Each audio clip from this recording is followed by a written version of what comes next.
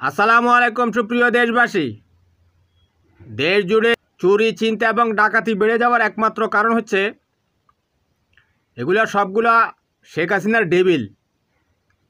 এই ডেবিলরা আগে বিভিন্ন অলিতে গলিতে মাদক সেবন করত, ইয়াবা সেবন করত, গাঁজা সেবন করত। এদেরকে এখান থেকে নিয়ে আওয়ামী লীগের বিভিন্ন নেতাকর্মীরা তাদের মিছিল মিটিংয়ে সরবরাহ করত, বিনিময়ে মাদক সরবরাহ করত এদেরকে। তারপর বিভিন্ন জায়গায় টেন্ডারবাজিতে এদেরকে ভাড়াটিয়া সন্ত্রাসী হিসেবে নিয়ে যেত। এখন যেহেতু জঙ্গি গণহত্যাকারী শেখ হাসিনার পতন হয়ে গেছে, এখন তাদের সেই ব্যবসা চলছে না। এখন এই চোর ডাকাতগুলো বেরিয়ে এসেছে, এরা রাতে চুরি ডাকাতি করে। এগুলোকে পৃষ্ঠপোষকতা দিয়েছে রয়ের এজেন্ট